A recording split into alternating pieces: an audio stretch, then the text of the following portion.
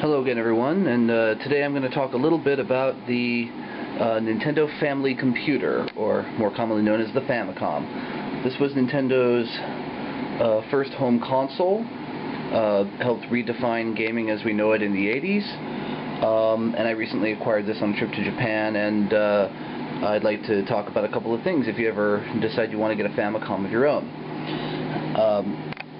Now, unlike the Nintendo Entertainment System version of the system that came to America, this has a top-loading tray where you put the game in on top, very similar to the Super Nintendo and most other cartridge systems back in the day. The NES was different in that respect.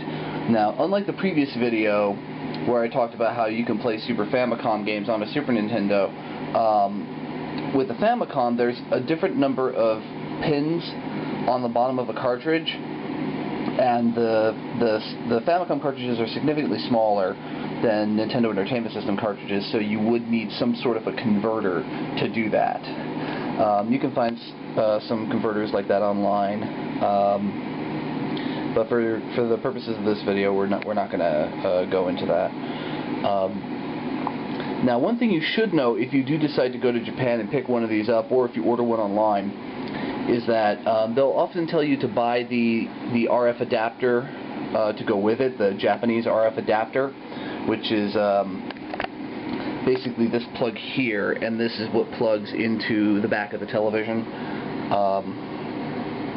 But what was interesting was when I went to Japan and bought it, I took the salesman's advice and bought the RF adapter to go with it. But what I found was that when I came back to America and hooked it up to an American television, it would not work. After doing a little bit of research, I found that the Japanese Famicom RF adapters do not work on American televisions.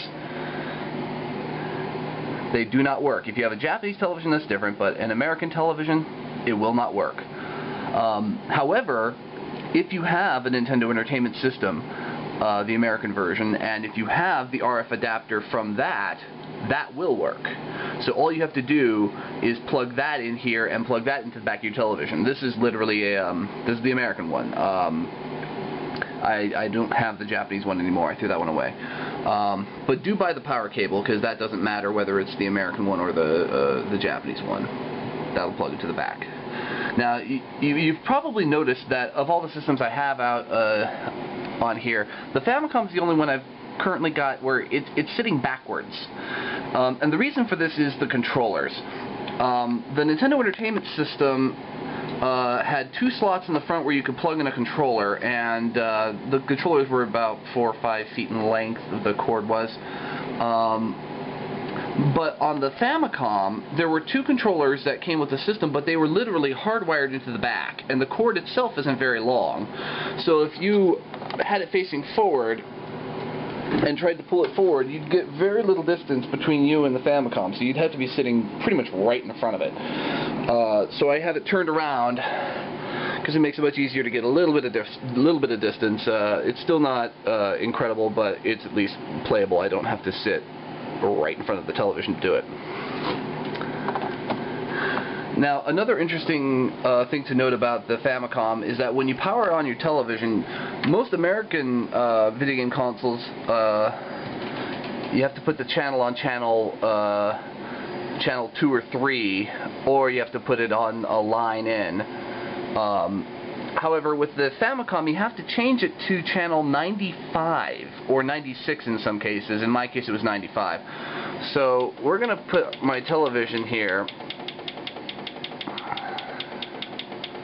to channel 95 in order to get this to work. So we're just going to let that sit there and be snowy for a minute. And we're going to plug in, seems to be a common theme with me, Dragon Quest. This is the original one. Original Japanese Dragon Quest game. So let me open this up here.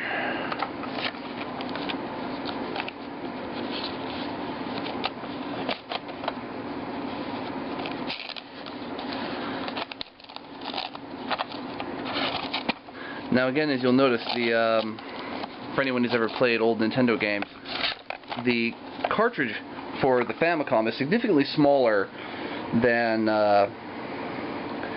than Nintendo Entertainment System games, because the Nintendo Entertainment System tried to make their games practically the size of VHS tapes, and the reason they did that was because they were trying to fool retailers at the time into thinking it was an entertainment system resembling a VCR, because when the Atari crashed in 1983, retailers didn't want to have anything to do with video games anymore. So they had to trick them when it came to America and make it seem like it was like a VCR of sorts. So we're going to plug Dragon Quest in.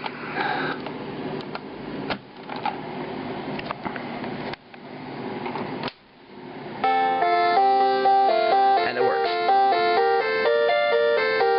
Well, I hope you found this video useful, and happy Famicom hunting.